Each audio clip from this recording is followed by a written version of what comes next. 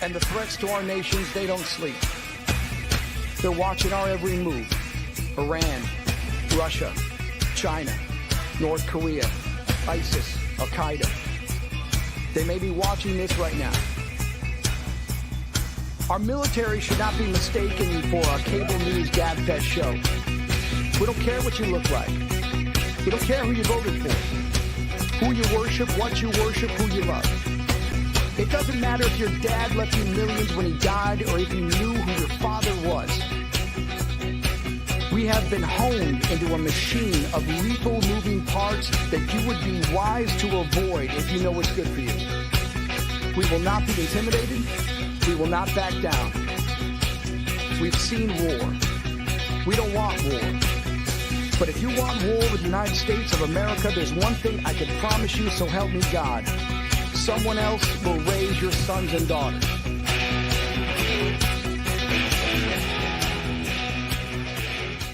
I want to make it clear that the views expressed by our hosts are not considered the official stance of MBR Views.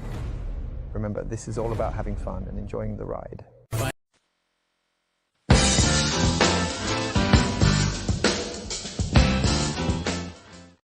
Hey guys, Noelle here. In honor of our soldiers, our military personnel that are currently deployed right now, I wanted to take the time to personally thank you guys from the bottom of my heart for all that you guys do, even the veterans.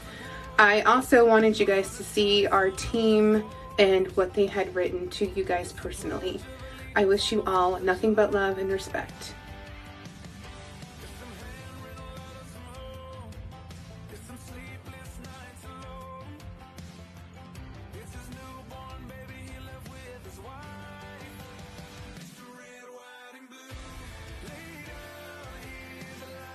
Hey guys, Noelle here. In honor of our soldiers, What is going on, everybody? This is Caesar back with the Battle Rhythm Podcast, day 2 of the Texas Department of VFW, and it's day 2 today. They're doing nominations right now as we speak, and I was in there for a little bit, and I was like, okay, I got to go back and set up for this day. So we got a huge show today. We're going on right now, and guess what? We got some really good guests today. So we're gonna be really packed. So I have a little book here that we're gonna go over. This guy wrote it, and it's a pretty cool story, and we'll go from there. But guess what? We're gonna be talking to these guys today. We're also gonna be talking to the current junior vice commander of the national for VFW and see where they're at right now. So we'll see where it's going. What's going on, Grace? How you doing, man?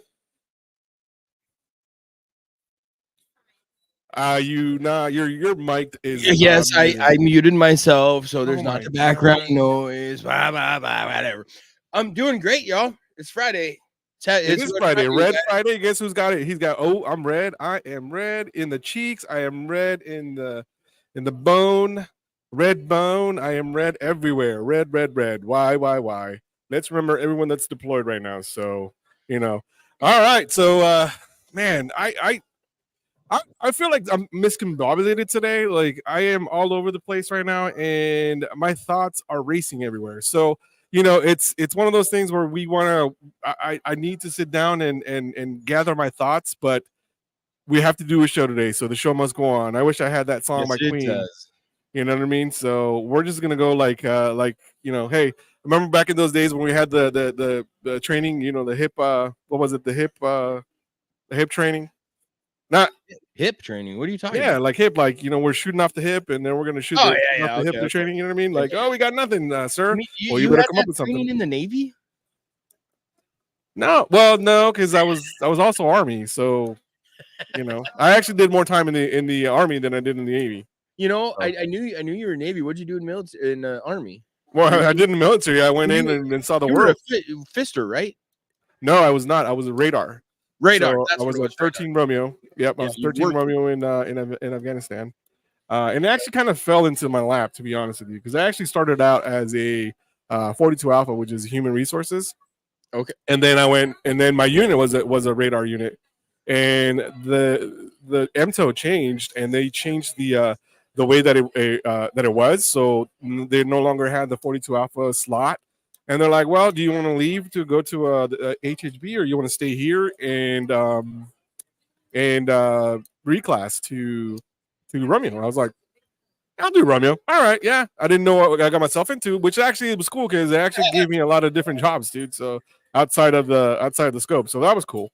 Right. So yeah, it paid off. You know what I mean? It just took a while because after that, it took me a while to actually even get to school because they were like, oh, there's no budget, blah blah blah blah blah, and then reclass. I was like, dude, I got stuck. So it was one of those things, man. I didn't go to school for like 2 years, and they sent me this. The only reason why they sent me to school is because we were leaving for deployment. They're like, oh, yeah, he better be MOSQ'd, you know. So gotcha. Yeah, that's how it worked out. Oh well, you know, you live once and then you die 3 times. I guess I don't know. So, but yeah, that's my story, and I'm going to stick to it. Yeah. Anyway, dude, there's a lot of noise right here that I'm hearing. So I don't know if you hear it on the background or not, but it's like it's super talking. loud. I definitely hear people talking. Yeah. I try to muffle it out, but it was one of those things. You know what I mean? I try to have it dry. So we'll see what happens, man. But you know, like I said, we got a packed show today. It's gonna be good. So hey, the phone lines, are they open? They're open. They should be open, right? Phone lines are open. Let me put the number up. That is on me. I completely forgot to do that. Man, there you go. I'm telling you, this is strike 2, man. Like yesterday was strike 1. Today's strike 2. I'm gonna start. Don't give me strikes because we're live and the show's going. Okay, so there's no strikes needed. The phone lines are now open. Oh, look at that. The phone lines are open. 720-619-0627. This is Caesar with the Battle Rhythm podcast on Military Broadcast Radio. You know what? I just talked to Scott yesterday. Remember we talked to Scott with Redneck Riviera, the whiskey? Yeah. Well, I went for a pregame this morning. Already? I went for a pregame this morning because I was already in a bad mood. I was like, I need to gather my thoughts. So I went for a pregame, and he's like, hey, give me your card. I was like, you know what? I did bring my card, but I brought the wrong card. So I gave him the card, and he's like, yeah, he said John Rich has not seen the video yet, but I sent it to them. So which video? Are I mistaken here on? He actually sent the link of the podcast to John Rich.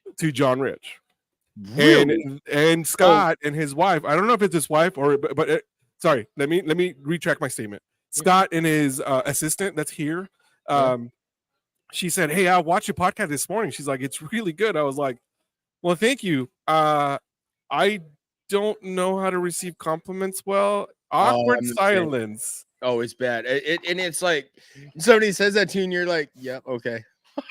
I do it all the time. I'm not big on compliments. Yeah. Like, cool, I don't need that. I'm like, one of those people like they're like I'm not one of those people that goes like, thank me for my service. Like I'm like that's one of those, man. When so like obviously I wear my vet hat and this and that. People will come up, oh, thank you for your service, and I'll straight look at them and say, thank you for doing your job. Yeah, exactly. And then dude, that was my job. Try that and see just the confuzzled look on people's faces when you throw it right back in their face like that. It's the weirdest thing. I mean, I've had people ask me, why do you do that? Why'd you do your job? I picked that job. That's what I did. I knew that was part of my life that I was getting into. Yeah. Why did you decide to be a bank teller? I mean, thank you for doing that. We need it. Yeah. I mean, it's crazy. And I had a lot of people actually like really rude to like service people, like people like waiters and staff and all that stuff. Yeah, they can. People are rude to them, right? And let's think about this. A lot of people that actually are in the U.S., especially like Texas, California, I think even Oregon and Washington, there's a lot of immigrants, right? A lot of Hispanics up there, right? Yeah. So think about this. A lot of them actually will get a job where they're able to, they're gonna be quick. We're talking about like hotel where hotels are doing the beds and the doing the beds and doing the maintenance and doing all that stuff. Then you also have the people that actually do like the wait stuff, right? You have the waiters, the waitresses that do that. Well, okay. What boggles my mind is that these people come to seek a better life, right? And I'm not talking smack about them. What I'm saying is that people that actually are being served, they don't know what kind of person that they are. Some of these people are actually doctors in their native country, but they're not able to practice because it's not a recognized degree here. So people don't know, like, these people may be doctors or maybe like freaking rocket scientists and everything, and they just don't know. No, but just because you go to school in another country or this and that, if it's not accredited in the U.S., it's not going to transfer. You're going to have to go to school. No, I understand that, but what I'm saying is that people should be treated with respect, regardless of who they are. Every single person should be treated, hands down, should be treated with respect until they do something to not deserve it. Exactly, and it doesn't matter. Like they are earning a living. You don't have to be rude about it because oh, I'm sorry, he forgot your salt. It took a long time to realize that though too. Yeah, well, that's what I'm saying. This is why, and I've traveled immensely in my previous career, with being a contractor and everything, going back and forth to different, different countries, different cultures, and I am not lying to you when I tell you that Americans aren't viewed very well. They're not received very well. Yeah. So just so you know, real quick, we got people jumping into TikTok with Lady Liberty. I just wanted to say, hey, Stacy. She said, hey, how you guys doing? So she generally is in our show, your show, and my show. Oh, well, welcome, Stacy. Thanks for coming in. Thanks for joining us. And again, the phone lines are open if you want to call in and harass either me or Big Grizz. So, yeah, everybody will harass you. I'll just change my voice, y'all. I'll just go like this, and then you won't know it's me. Oh my God, you got a sound box, didn't you? I did. Oh my God, that's it. Mute your mic, sir. Mute your mic. You are done. You are done, dude. It's so fun. Seems like everybody's coming out right now out the gates. They're going to lunch, so we're going to be expecting our first guest here in a minute. Okay. Because they knew they were going to come. But anyway, I was saying, yeah, but everybody deserves to be treated with respect. You know what I mean? They don't need to be treated differently or anything like that because, hey, they're serving you. Like you want to be nice to everyone, dude. Like don't be a douche. You know what I mean? I don't know. That's my soapbox for the day. Because people don't deserve to be treated that way. To be honest, I can say coming out of the military, I was that person. I was angry. I was pissed off at everything. Well, there's a reason for you to do that. You know what I mean? There is, but it takes time. And then once you start seeing and you start growing in your own personal journey, and you start seeing that you don't have to be that way to talk to people or to get them to do something you want. You don't have to be that giant ass. Right. No, you don't. And you don't have to at all. Look, the way I'm thinking about it, it's like when you were at home, right? And you're being served by either your grandma, your mom, or whatever. Were you rude to them? Like they were serving you, they were giving you. I had some wooden spoons broke over my butt a few times because I didn't know how to word myself to them. Well, that's because you're ugly. One. Well, thank you. You're welcome. I mean, I got a bigger beard though. I don't care about the beard. Well, I'm just saying. I really don't care about the beard, to be honest with you. Like the only reason why I do it is because it's a repellent. It keeps you warm during the winter. I mean, let's be honest. It just keeps me going, and it actually just it makes me. Nobody gets to see my double chin, so. Dude, nobody can see mine. Mine goes down past almost to my nipples, so it's all missing. Yeah. Okay. Yeah. I mean, at one point I had it like that, but I started looking like Sadoun rather than Caesar. I was gonna say a garden gnome. I've already been called a garden gnome a few times. Well, I've been called the gardener, not the garden gnome. No. I mean, if you want to be honest, they just been the gardener. I was like, no, that's my primo Juan. Oh, that's terrible. Shoot. I was like, somebody told me the joke one time. It's like, hey, you know how many chickens Juan has? I do not. Juan Pollo. Hey, here's one. Let's rock some dad jokes. Hey, why couldn't the toilet paper cross the road? Because it got unrolled? Because it got stuck in the crack. All right, we're gonna lose viewers if we start telling dad jokes here. We're gonna lose our 2 viewers that we have right now. But hey, listen, thanks for joining us, everybody. We're live on YouTube, live on Facebook, Twitch. What else? I think TikTok too, right? We're on TikTok right now. On TikTok, we're live on all of MBR's channels on MBR Talk on Facebook, YouTube. Yeah. We actually just debuted a new TikTok channel, right? MBR2. So we now have MBR Talk and MBR Radio, which is MBR Talk is our channel for the StreamYard 2, and MBR Radio is for StreamYard 1. I'm assuming there's going to be a third one if we get the more we grow. Yeah, well, let's see how it goes. Man, it's it's getting there, but we'll see how it goes, man.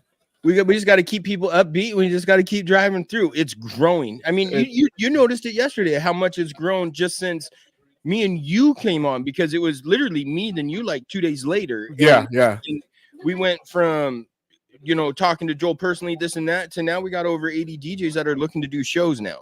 Exactly. So in 3 months or 2 months, it went from 20 some DJs I think we had to 80 plus. Now I believe it's at 50 that actually have shows, if I'm correct. Joel H isn't in here to tell me, but I'm trying to make it think.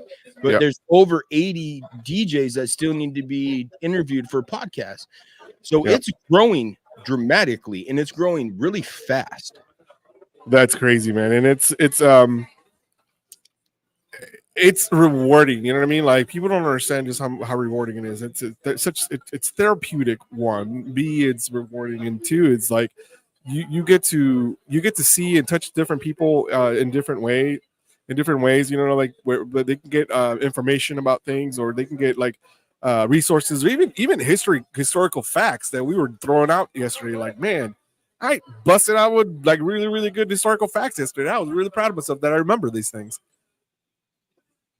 I'm like, I'm just telling you, I did. I was not aware. I was not. All right, so I'm going to put you on the spot. I'm going to do some rapid questions with you before your interview shows up. All right. Why MBR? MBR actually reached out to me. Okay. Joel actually. Same with me. Joel actually saw my podcast, and he's like, "Hey, good content, good stuff." Hey man, we're peas in a pod, but we're just different colored peas. Well, I'm more of a bean. Okay, I wasn't gonna say that. Okay. Hey, so welcome in, Lady Liberty. Lady Liberty Foundation is watching on TikTok. Oh, is she? Oh, hey, thanks for watching, Lady Liberty. I appreciate the watch. Make sure you follow my podcast too, because I am actually the one that actually is on right now. So Big Gris is just out there because he just likes to hear himself talk. That ain't it at all, because I'm about to mute myself when the guests show up, because I'm just the background guy making sure it runs. As a good producer should. Mute his mic. Caesar needs more learning before he. I do. No, hang on. Hey, let's go to a quick break. We're gonna go do a quick break. So this is Caesar with the Battle Rhythm podcast, and we're live on Military Broadcast Radio.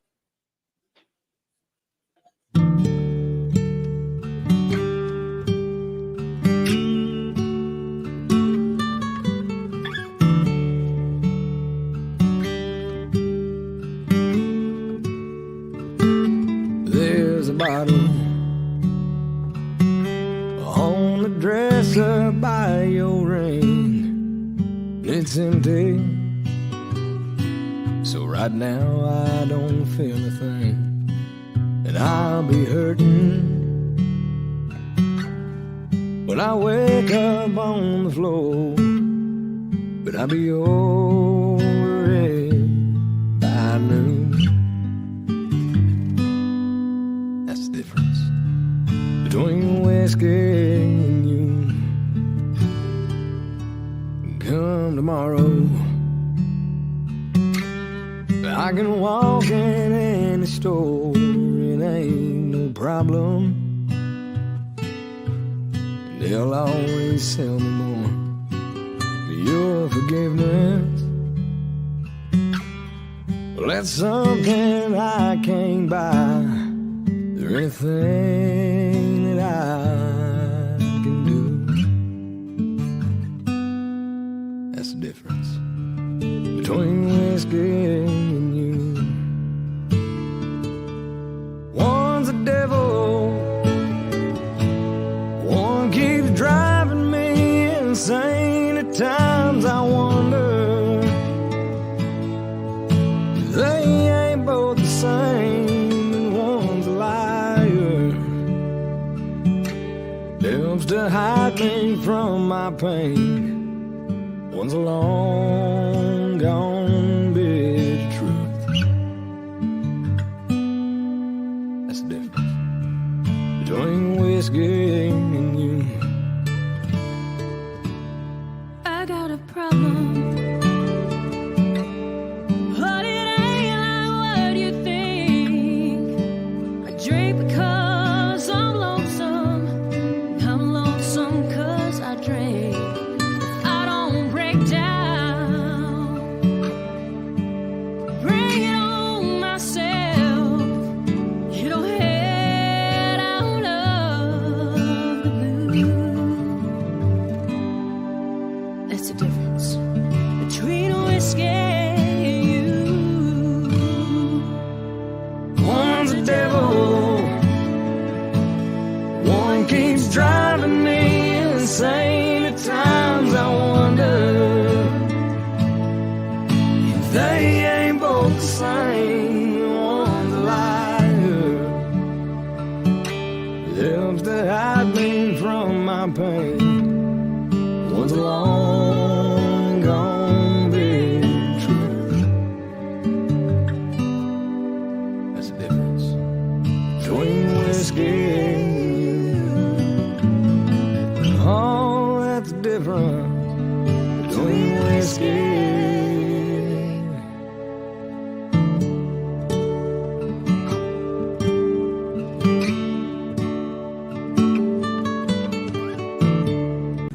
This entire military is one cohesive, dedicated force. And the threats to our nations, they don't sleep. They're watching our every move. Iran, Russia, China, North Korea, ISIS, Al-Qaeda. They may be watching this right now. Our military should not be mistaken for a cable news gabfest show. We don't care what you look like. We don't care who you voted for, who you worship, what you worship, who you love. It doesn't matter if your dad left you millions when he died or if you knew who your father was. We have been honed into a machine of lethal moving parts that you would be wise to avoid if you know what's good for you. We will not be intimidated. We will not back down. We've seen war.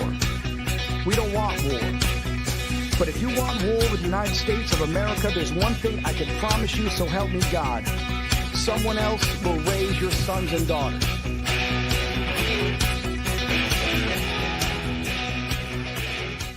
I want to make it clear that the views expressed by our hosts are not considered the official stance of MBR Views. Remember, this is all about having fun and enjoying the ride. Find us on the web at mbradio.us. Welcome back to the Battle Rhythm Podcast. This is Caesar with MBR Radio, where we give veterans a choice. We were just talking about how much of a growth we've had. But first of all, Grizz, I want to ask you, dude, you have a pretty big show coming up right now, right? Like after mine, like literally you have to be on time today because you have to get off, right? Oh, don't start that. Don't start that. But yes, I do actually. We got a special event coming up with the Lady Liberty Foundation. They will be on my show. I'm not sure. It could run long. It could not. But I'm not going to get into depth. You're going to have to join to watch. But it's going to be a show you're not going to want to miss. Plus, we'll be doing a giveaway throughout the show. So you don't want to miss what's coming. It's something you want to watch, especially if you enjoy anything that you see out of Lady Liberty, the Lady Liberty page or Lady Liberty Foundation on YouTube. If you see and those videos, you know exactly what I'm talking about. This is because of the MBR happy birthday, right? It is. It'll be a tribute for the MBR birthday. And I'm not going to get in, like I said, I'm not going to, but I'm not going to get into what it is. You guys are going to have to jump in and see. And you got to stay through the show for the giveaway. Oh yeah, there you go. You got to be present to win. Got to be present to win. You got to be present to win.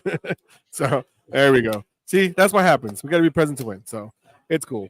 But man, I just, like I said, right now everybody came out of the auditorium. Right now the auditorium is like super like empty, and I just saw like a big influx of people walking out. They're like, everybody like looked upset and pissed off because they're hungry, and they wanted to go, get food. So I'm waiting on the junior vice commander, the in chief for national VFW.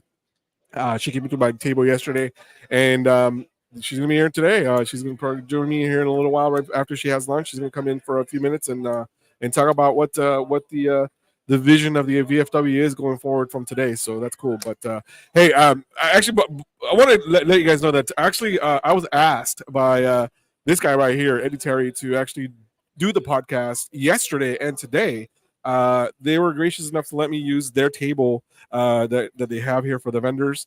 They said that they wanted my show to actually help them out and promote the VFW. Obviously, I'm a member of it, but I wanted to double check, not double check, but ensure to you guys that I'm not just promoting that, but the VFW is a fraternity of people that have been in foreign wars. A, and B is because we try to do it's for the greater good.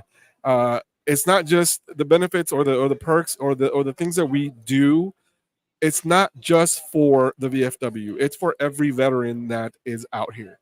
Every veteran that's out there, even if you're not eligible for the VFW, we do it for every veteran, the entire veteran community. That's why we fight so much for membership. That's why we have such a strong organization, and everything that the VFW does is driven by the membership. So remember that. That's awesome. I'm super excited to see how this goes.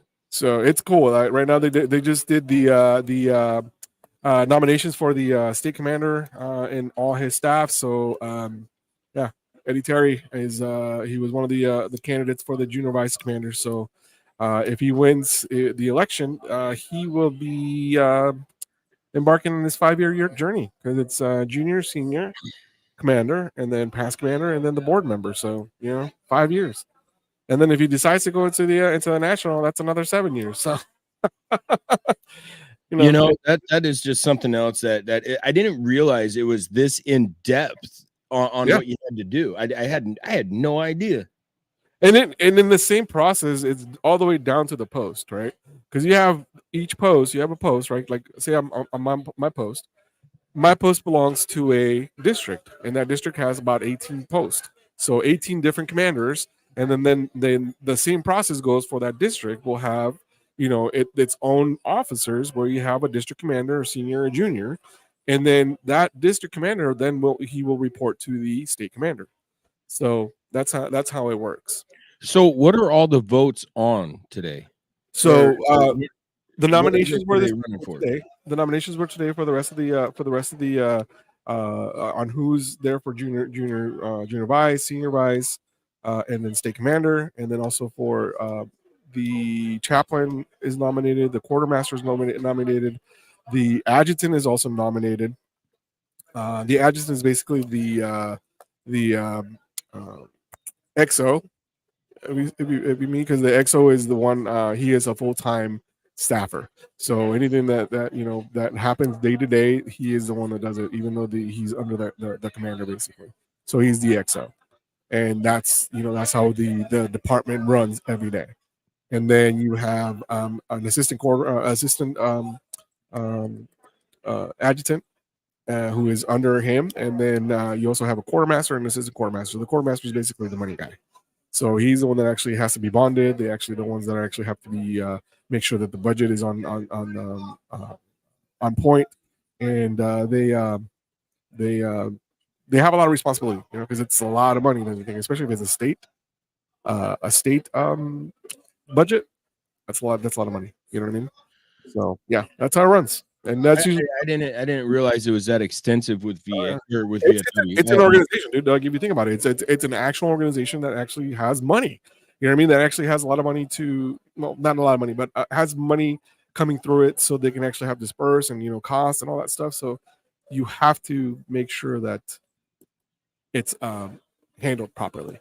So there's a lot of checks and balances to that. So they have to make sure that it's all good. So, you know, that's how it goes. But yeah, man, I wish my guest would get here, but you know, we'll just carry on. But it's cool. Hey, I'm live from the hotel, the Hilton Anatoly in Dallas, Texas. I was gonna say it ain't the Hotel California. Yeah, well, no, I left that a long time ago because actually I'd never left. I'd never left. I was going for the song. Well, yeah, but you said, you know, Hotel California, you know, you can check out anytime you want, but you can never leave. Exactly. So I left this place yesterday, and it seems like I had to come back yesterday. So, or this morning. Yeah. So it was cool. It was cool. Anyway, hey, the phone lines are open 720-619-0627. Call us and see what's up, what's going on. You guys have any questions on any type of resource that we have? We are able to do it because between me and Grizz, we have nothing. So we're here to entertain you guys, but VFW wise, he knows way more than I will ever know. We're here just shooting the breeze at this moment. We're shooting the breeze. So you vets out there, if you have any questions that you know pertaining to VFW, or if you want to ask us about our military service, phone lines are open. We're here for it. Yep. So here we go, man. It's cool. But I'm excited because like I said, the podcast was asked personally and specifically to come and do a live show yesterday for 4 hours. Like, yeah, I want you to do it the entire time. I was like, okay, well, I guess, you know, that was a long show. It was, and thank you, Grizz, for taking the time out of your day to run the board. I ran into issues this morning again where I couldn't even sync my GoPro, my camera, and so I had to use my laptop one more time. So it's great. It's awesome. I'm so happy. So we got a comment. We got a comment on TikTok from Lady Liberty saying dance. No. I stopped doing the dance and monkey, no. This is not gonna go viral. Not that way. No. But I will tell her a joke though. I told her yesterday. I told the joke yesterday. You know, what's the difference between Vegas and Wuhan? Come on, she's got to call in. At this point, she's got to call in. I mean, yeah, exactly. So now that the challenge has been challenged or been posted. So there you go. Yes. So you know, it's not Noel on the Lady Liberty page. It's one of our other managers is running that page, and she's laughing at what you're saying. Well, I can't see the laughter on this side, but thank you. No, I can. I don't understand. Like I usually can see all of the comments pop up on our screen, and this time I cannot see it. So I can't see any of the comments that are being made on TikTok or on Facebook or anything like that. Well, see, I don't know if the TikTok comments will come out. I think it's on. No, the TikToks won't, but the Facebook they have, and I can't see it. I'm not seeing. There's no comments coming in right now. I'm not seeing them either. But the TikTok you won't see, but you know, Facebook, YouTube, Twitch, those comments will come up on. Yeah. Well, Well, I would think. I don't know. I'm living on a prayer. See what I did there? Hey, that's a great song. It sure is. I'm a day believer. God, dad jokes all over the place. Hey, on this, I got some good ones. Hey, why did Han Solo not like his steak? Medium well, because it was too chewy. Yeah.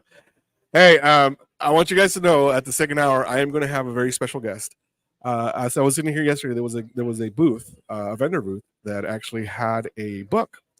I went over this morning because I tried to get him yesterday, but we were so busy with everybody else that came in, and I was like, okay, well, what's going on with this? And I went over there, and the book, it's called Fire in the Hole. Does that name look familiar? Bob Parsons. Does anybody know who that is? I don't. Does any of you Well, guys? let me see this tell you. movie? Okay, you do that. Bob Parsons is the founder of GoDaddy and PXG Golf. Really? Yes. Okay. And the person who is promoting his book is actually a member of Post 2205 in Denton, Texas. And he's the member of the VFW was the squad leader for Mr. Bob Parsons. And to this day, they are still very, very good friends. And I have not read this book yet because I literally just found it and I saw it. And he told me his story, but I'm gonna have him come in and actually tell you the story about it. Okay. Because things like this are awesome, where people tell the story about, from the hell of Vietnam to an executive, CEO of GoDaddy, a founder, and it's crazy. And it reminds me of the time where I was at Fort Sill during my transition from the Navy to the Army at WTC. We're at transition force. Comments are coming in. Oh, cool. I went to the PX and I didn't realize it at that moment in time, but there was somebody there that was actually signing books, and it was none other than Chris Kyle. And I kick myself every day that I didn't buy the book and have him sign it. Yeah, I'd have had to. I met Chris Kyle personally. I've shook his hand. I've taken classes from him. I was at his memorial. I wish I could have had that book with his signature on it. I mean, you can't. It makes me upset every day that I did not take the time, and I was like, I'll come back tomorrow, and I didn't. Yeah, and you know what I mean. That's one of the regrets that I have in life. I can see that. Yeah. All right. What comments did you see? We got comments coming in. What's going on? Well, I'm saying on Facebook we had Maverick Jump put a comment in there, so we know the comments coming in on that one. Oh, okay, yeah. There we go. Fire. I don't know if he's lighting myself on fire. Go. No, fire he's saying yourself. fire, like your show's fire. good job, keep it up, type thing. It's like, oh, you're burning. Oh, you're burning because you're going really, really deep into this rabbit hole. It's not coming out.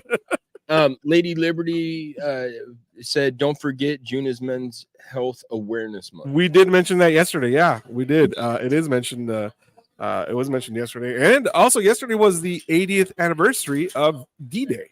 It sure was. And this morning, I actually saw a TikTok video where somebody actually went to Omaha Beach, right in France, and they went into one of the bunkers, and as I didn't realize at the view, at the perception they had, right, when they went into the bunkers, and you literally saw the entire beach that way, but they were like hunkered down in that.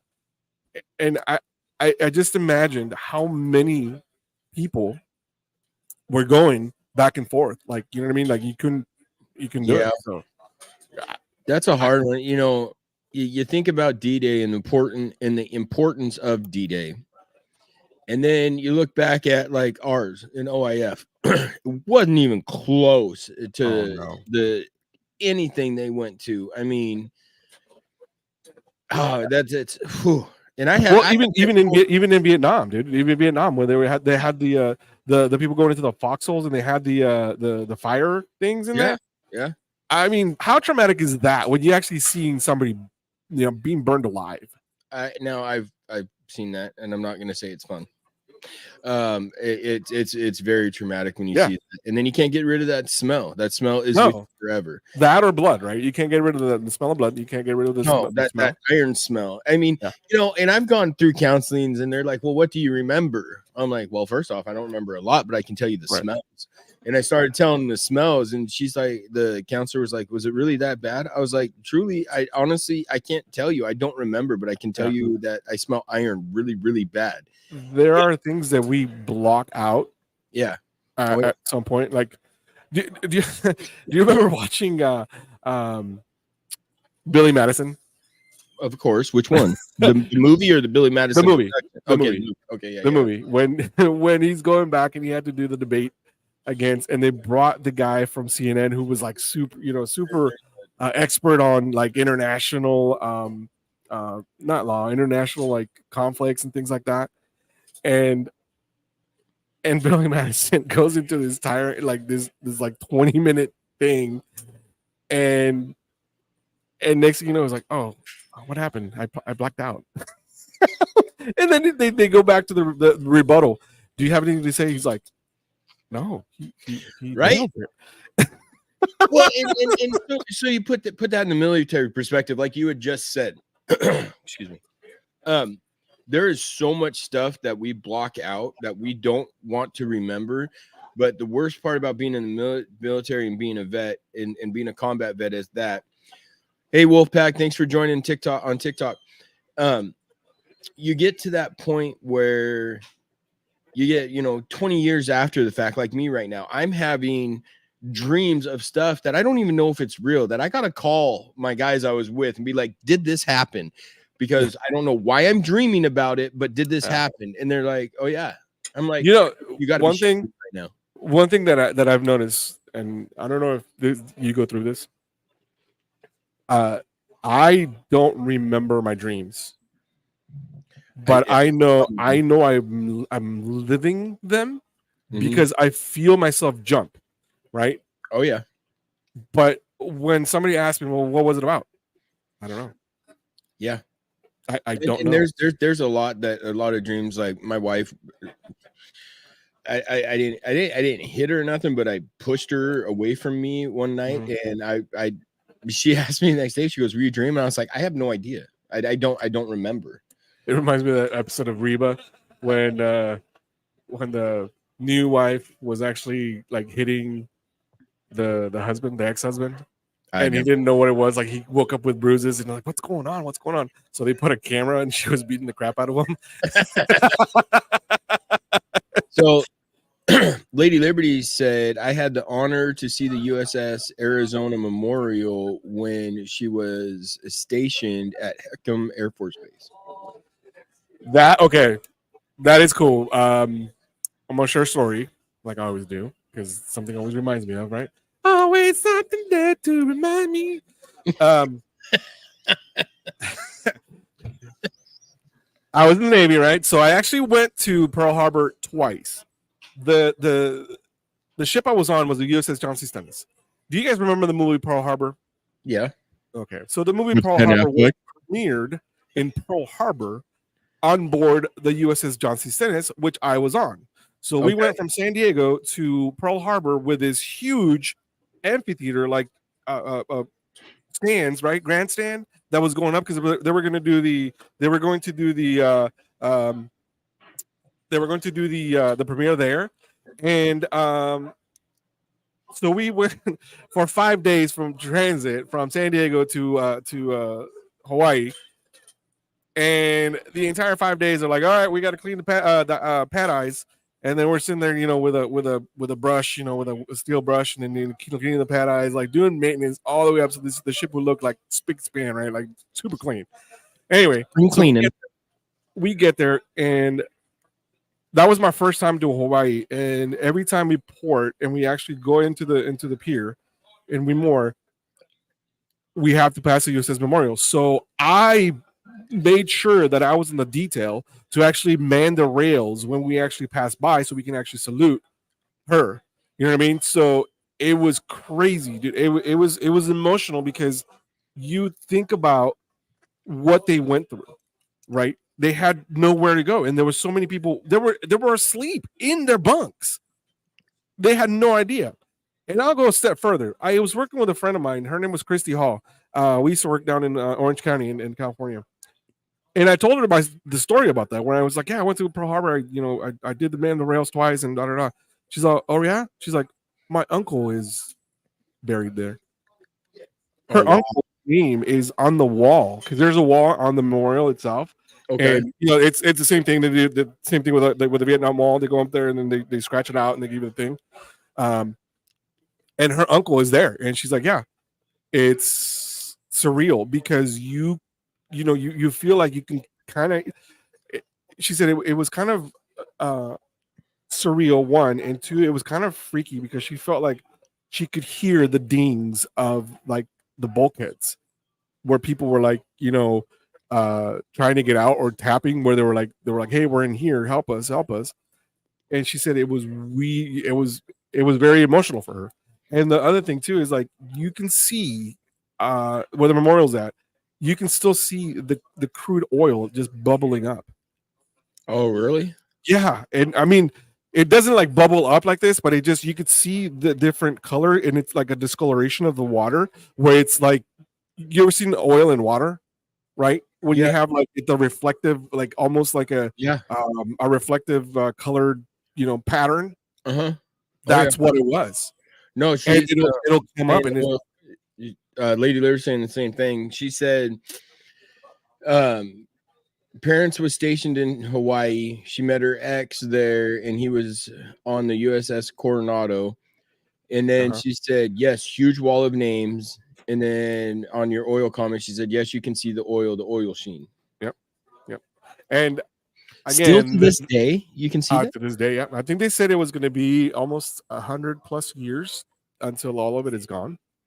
Oh, wow. Yeah. So I still, this is another one that I kick myself in the head for. The USS Missouri is right down, like a couple piers down. And I chose to go drink instead of going to see it, because the USS Missouri is where they actually that Japan surrendered. Oh, really? I didn't know that. Yep, that's where General MacArthur. I'm sure I did, but I just don't remember. Yeah, that's where General MacArthur actually stepped out as Army and the Navy ship. What the heck? General MacArthur was there to have him sign and declare it. So, yeah, there you go. Super interesting. Really? Another. One of my favorite quotes. From a military leader is actually from General MacArthur.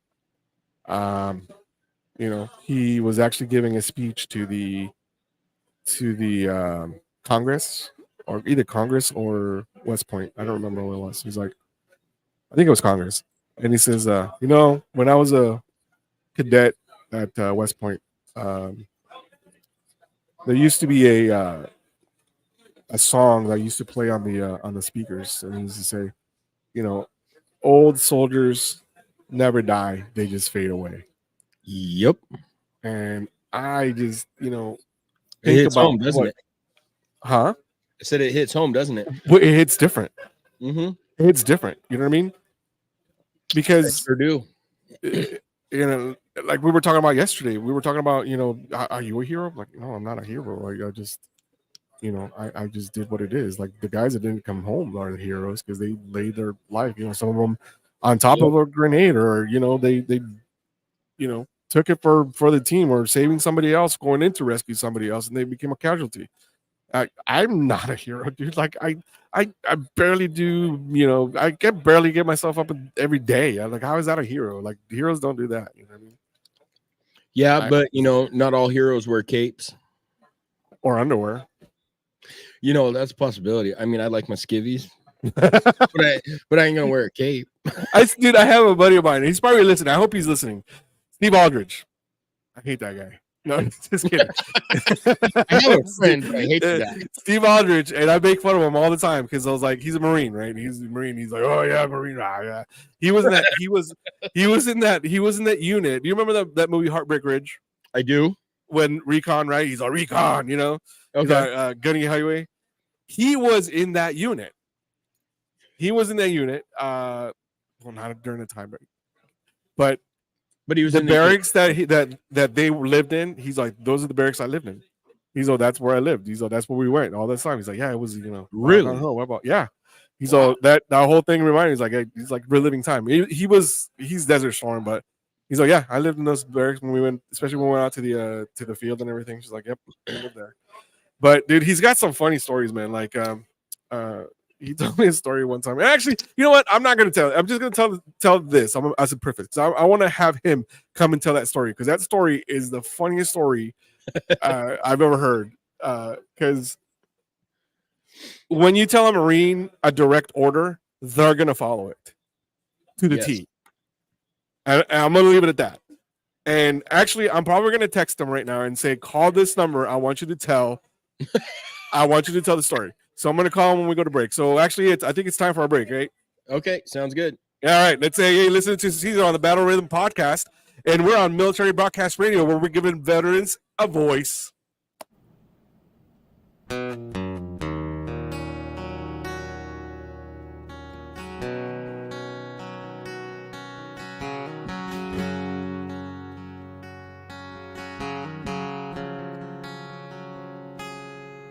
Another regular day, nobody knows.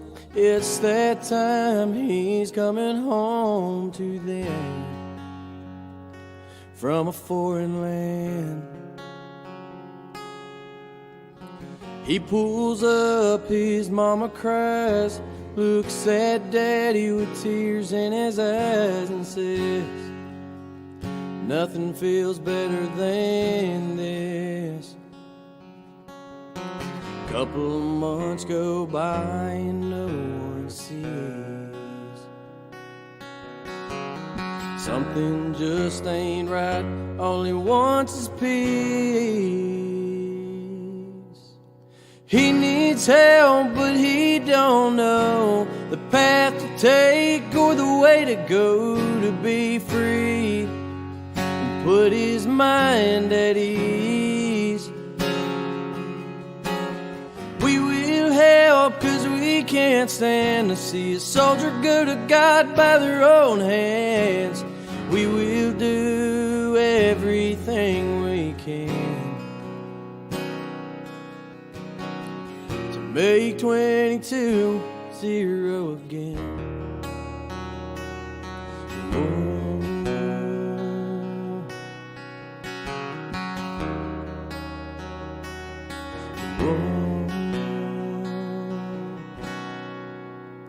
He gets help, but he still feels off. Sees an ad on the TV about a dog batting said, this is a man's best friend.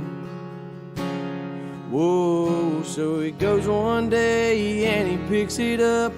Never thought a dog could bring so much love and put a smile on his face. But he's finally found a saving grace. He needs help, but he don't know the path to take or the way to go to be free. Put his mind at ease. We will help, 'cause we can't stand to see a soldier go to God by their own hands. We will do everything we can to make 22-0 again.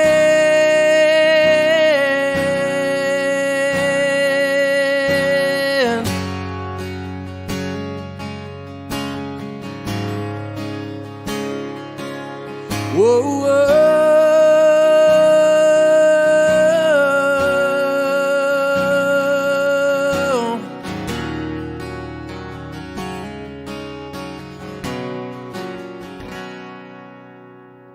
He needs help, but he don't know the path to take or the way to go to be free. Put his mind at ease. We will help, 'cause we can't stand to see a soldier go to God by their own hands. We will do everything we can to make 22-0 again.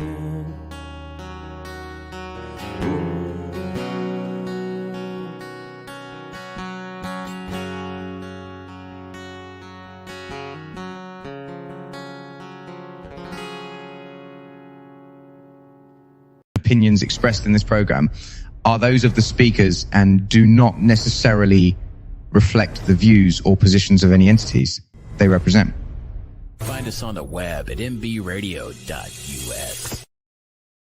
Welcome back, everyone. This is Caesar with the Battle Rhythm Podcast. We are live here from the Hilton Anatoly in Dallas, Texas. I have my very first guest. Actually, it was supposed to be my second guest, but it's okay. We're here. You guys remember I actually mentioned something about a little book called Fire in the Hole. So Jim Brown here is the person of interest that's actually in this book. You're really good friends with Bob Parsons, right? Yeah. Oh, hold on 1 minute. I forgot to plug you in. You're nobody. You're nobody right now. You're nobody right now. Again. All right. Let's see. Get this here. Get this here. This is what happens when you go live. Another technical wizard here. Yeah. I usually blame my producer, and I didn't blame him this time. That was on me. Well, I don't fire myself. So No, here we go. exactly. But he's Exactly. good now. We can hear him. And I He can't. is good. Yeah, exactly. All right. Hold on. Oh, dude, my. Anyway, yeah, this is Jim Brown. So, Jim, tell me, you know Bob Parsons, right? This is Bob Yes. Parsons is you said the founder of GoDaddy and PXG Golf, Yes, among other things. among other things. And how long have you known him? We were in Vietnam together in starting February of 69. 69. Okay, so you were after that About initial. 55 years ago. Wow, look at that. Yeah. So you were you under him or he was under you? I was over him, I suppose, but he was 18 and he called me Gramps because I was 21 years old. Oh my goodness. So I was a machine gun squad leader and he was a rifleman, and we were out on a lot of 10-man ambushes and patrols together out in the jungle. What is the one thing that you remember about Bob? That Remember or well, okay, so let's go back. Like, what, that that you I remember can that he talk about? that yeah, I mean, Yeah. and then I'm not trying to get into the to the gory details of Yeah. it, but something that reminds you of him that he did that made you oh man, I like this guy. Oh man, this guy was Well, when I first met him, he was pretty unforgettable. Well, he was 18 years old, like I said, and he was a simple rifleman, and you can't call him simple anymore, of course, but back then he was just 18-year-old kid that was big-eyed and everything. He had no idea what combat was I don't think like. well, and none of us had Living- idea. Well, neither did I. Right. But we had a lot of. You've seen the show MASH TV shows. Who hasn't? There were a lot of moments in Vietnam that we had fun times, Right. when we weren't actually doing Right. other stuff. But Which I feel like sometimes we want to remember the fun times more than Well, we did the worst we times. do. That we talk about that a lot. There was one time, I even put it in the book, I believe. My mother had sent me a little canned ham. Like spam. No, it was. They called it a ham. One of those Danish Denmark hams. Oh, okay, yeah. And I had a bottle of Southern Comfort, and we were out in the jungle and on this little hill, and we decided there were 10 of us out there. We decided we would cook this little ham in Southern Comfort. So we put it in a helmet, poured the Southern Comfort in, put the ham in, and we cooked it with C4, the plastic, the explosives. That's what we cooked our food with back then. There's no danger at all, people. No. None at all. Just don't hit it with a hammer. Yeah, when it's no burning. danger. C4 will burn forever on a flame, but as soon as you have a percussion into it, then it explodes. Yeah, exactly. That's a Big Grizz. He's my producer. I said, where's that? Yeah. Okay. That was God talking. Yeah, God. This is God. Yes, it's God. Bearded God. Noah. So, but anyway, we cooked that and we split it in little pieces for everybody. Well, Bob dropped his in the dirt and it rolled down the hill. oh my gosh. And he wasn't going to let it go. All we had out in the jungle was sea rations at best.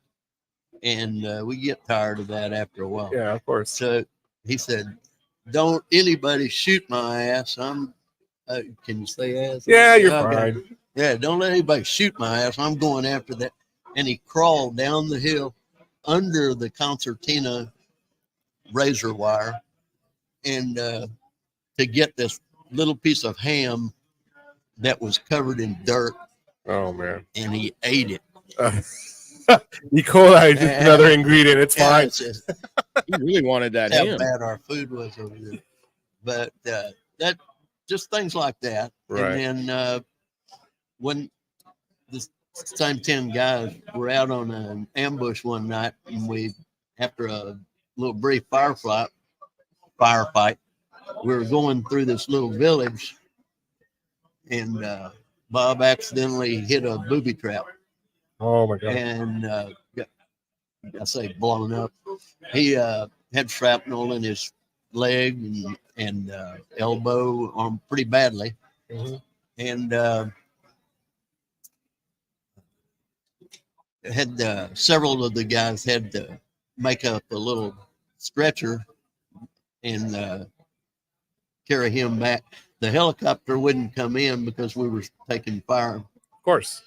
So myself, the only machine gunner, right, and several of the other guys stayed back and kind of provided fire into the jungle, and got a Jeep that would come close enough that they could get Bob out, and got him on the Jeep so he could go get taken care of back in Da Nang.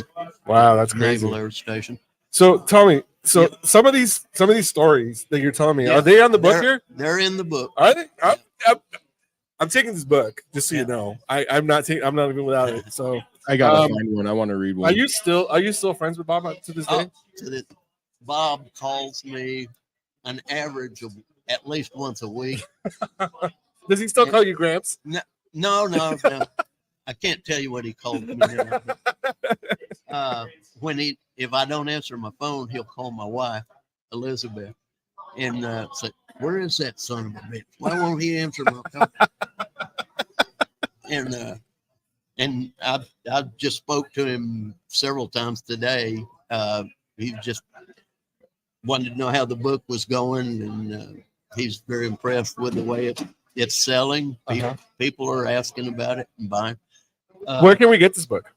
You can buy the book anywhere, but if you're in the Fort Worth, Dallas area, there's a bookstore that's carrying it for us here at the convention. Is the Doc Bookshop at Meadowbrook and 820 in Fort Worth. And ask for Donna. She's a good friend of ours, and she'll be glad to help you. And if you're not in this area, you can get it anywhere. It's on. I would love to have Don Parsons actually come to the podcast and actually share his story, and then bring you guys both in and do that. Is there a web page? I'll tell you about me. Well, that's neither here nor there, because I'll separate you guys. I'll do it like a police interview.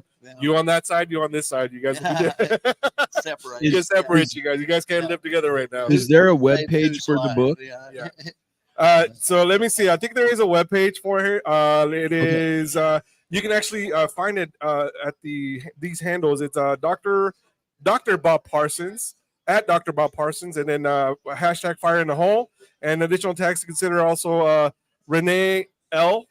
Parsons. That's Bob's wife. Yep, yeah. Renee with 2 E's, L. Parsons, and then also at PXG and PXG Troops.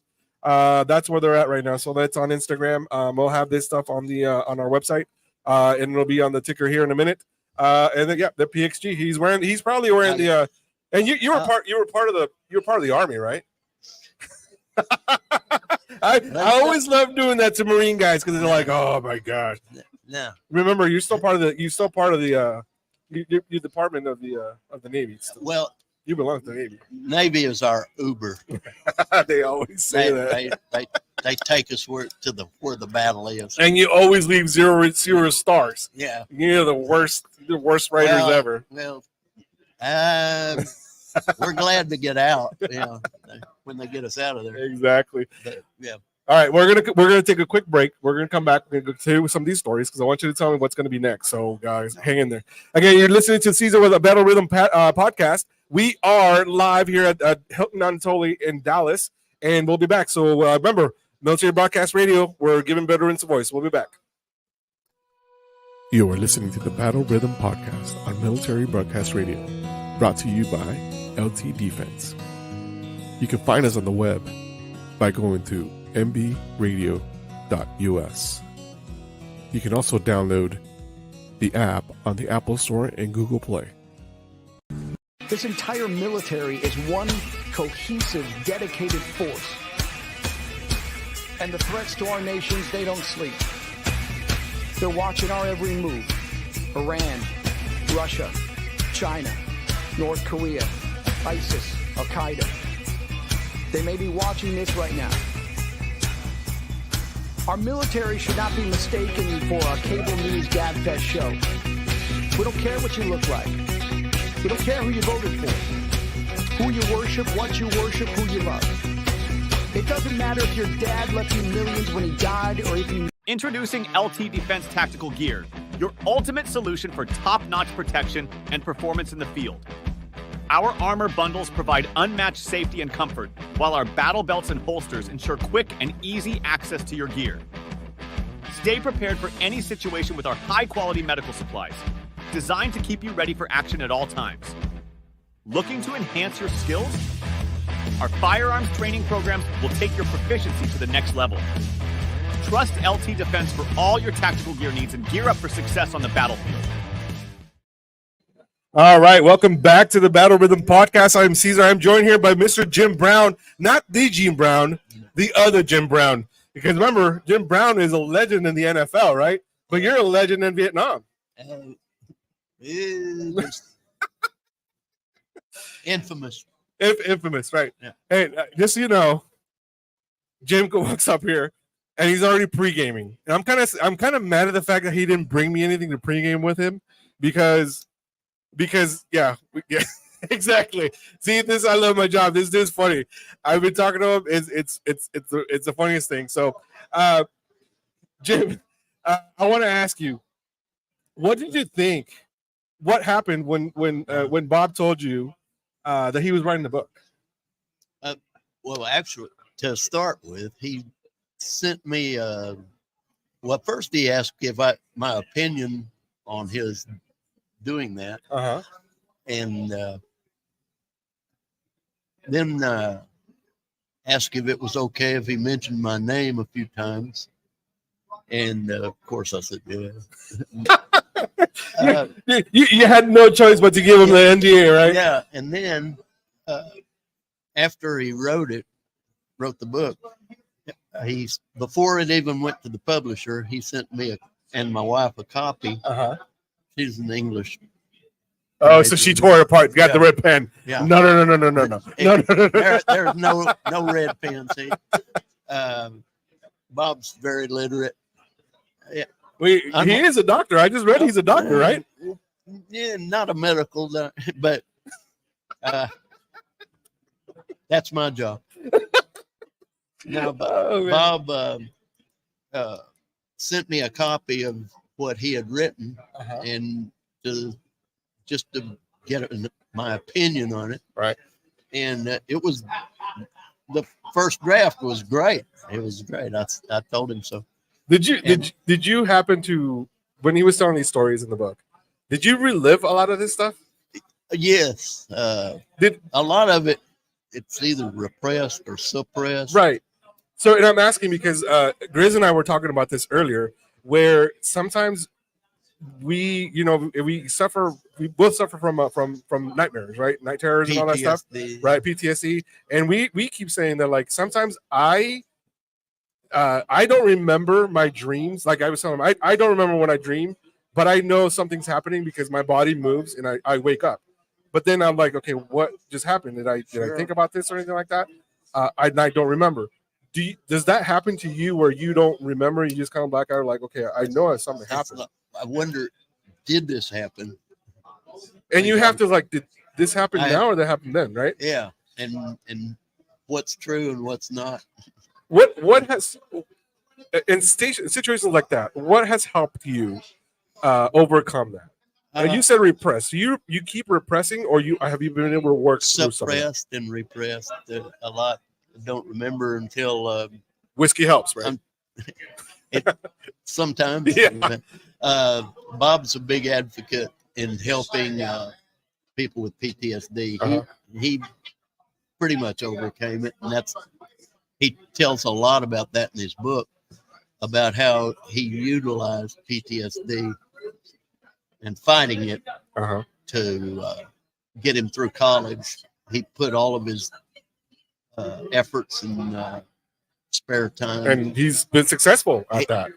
Very successful. He used it to overcome those feelings or to minimize them. Right. You never overcome them, but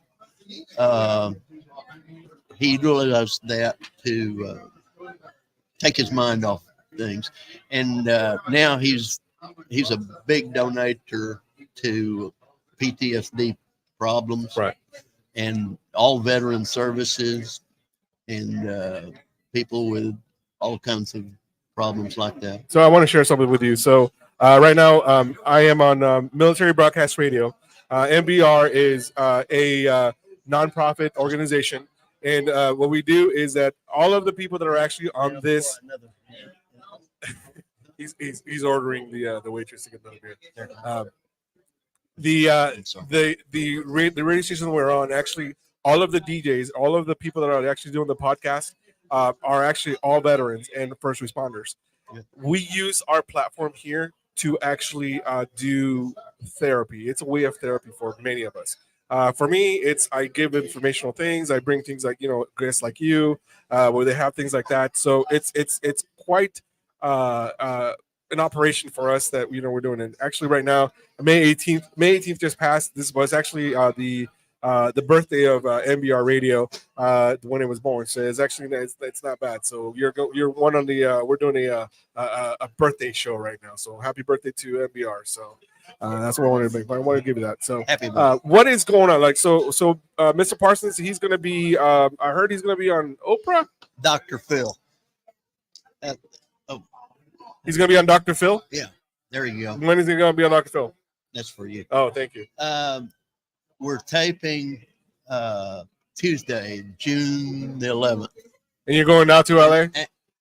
It's probably worldwide. It's on. No, you're going to go to LA, right? To tape it? No, they're coming here. What? Yeah, even Bob's coming here to see me.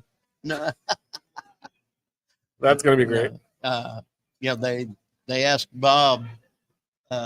The Dr. Phil show apparently asked Bob if he would like to have somebody to support him on the show and everything, or to be with him. Make sure he's telling the truth. Oh, and okay. He suggested. Have you ever been on TV? No, you've never been on TV. I don't know anything about podcasts. Well, so podcast this is a first. Yeah. Well, there's always a first for something. Yeah. Okay. And there's you some. Oh yeah. Some good juice. Yeah.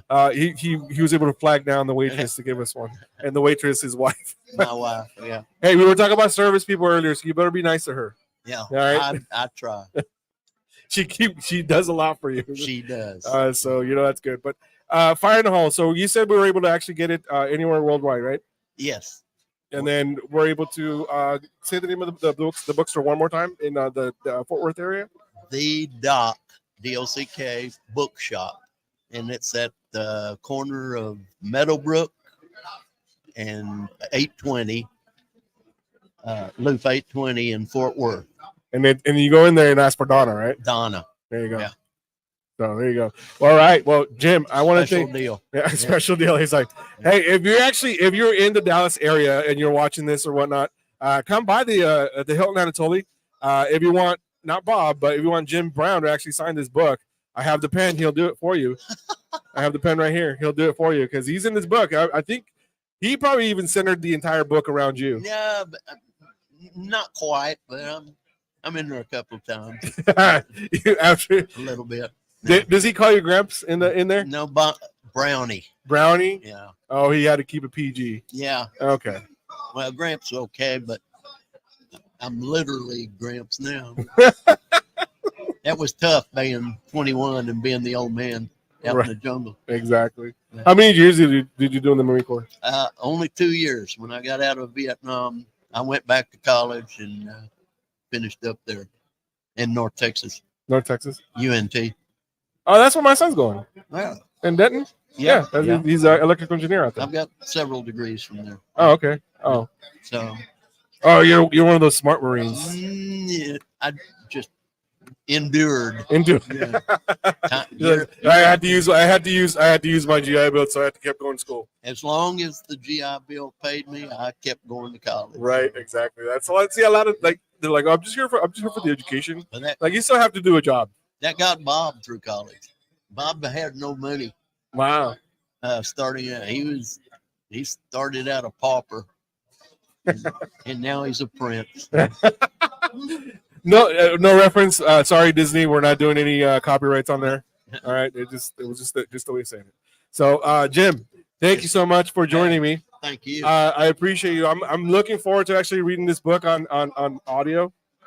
So hopefully, show him the book again. It's Fire in the Hole by Fire in Bob the Hole. Parsons. Bob Parsons. Again, the untold story of my traumatic life and explosive success. So he's very, very successful. From the founder of GoDaddy.com and PXG Golf Equipment to many other things, Harley dealerships. Yeah, he's a fantastic guy, and it's a great read. So be sure and check it out. Yeah, be good. So anyway, Fire in the Hole. You can find it anywhere. Just Google it. You'll find it anywhere. They'll be able to do it. If you want Jim to sign it because he's in it, come by the Hilton Anatoly. We're here till probably tomorrow. Tomorrow noon. I think it's when we're going to be wrapping it up tomorrow. So Fire in the Hole by Bob Parsons. Again, this season with the Battle Rhythm podcast. Thank you, Jim, for joining me. Thank you. You guys stand by. We're going to go on a quick break. You're listening to Military Broadcast Radio brought to you by LT Defense. Thank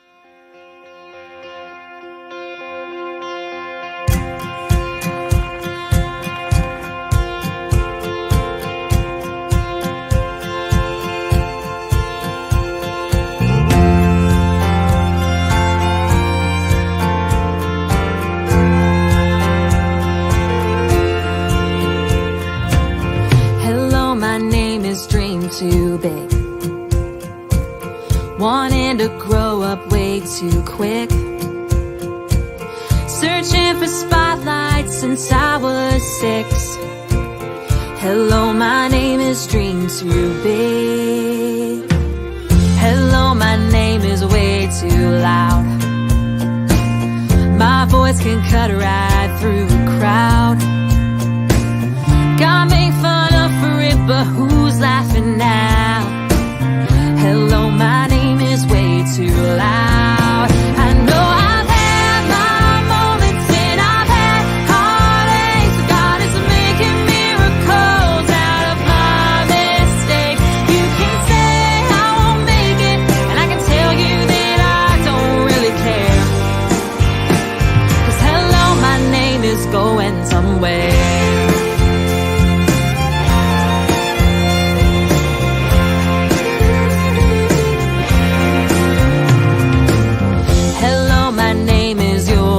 Far. Lost all my words in a mason jar. Locked eyes with a stranger at the end of the bar. Hello, my name is You'll Go Far. Well, hello, my name is one more try.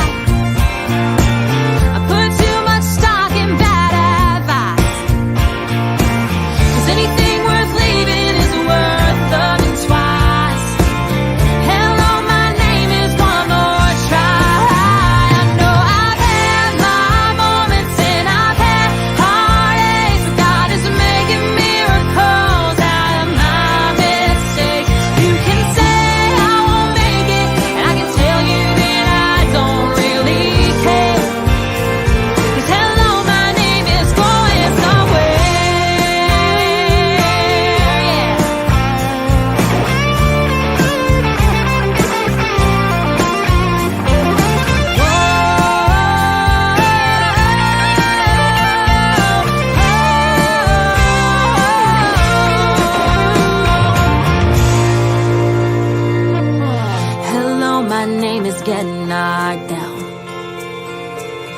You're never gonna leave the ground.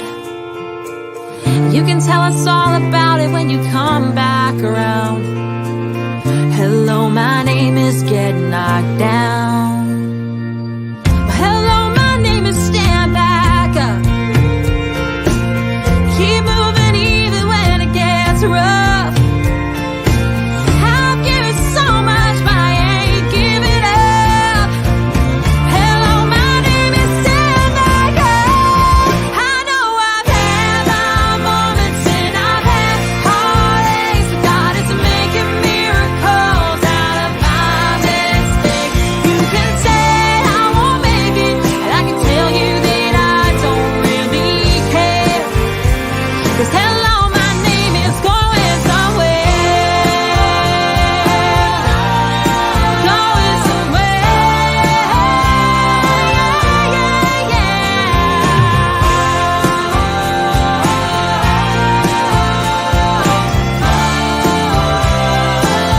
Oh, it's going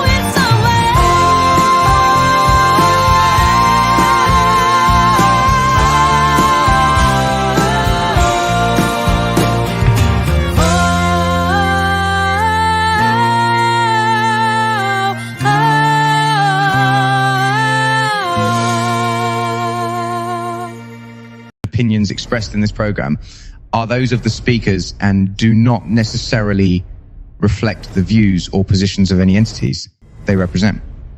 Find us on the web at mbradio.us.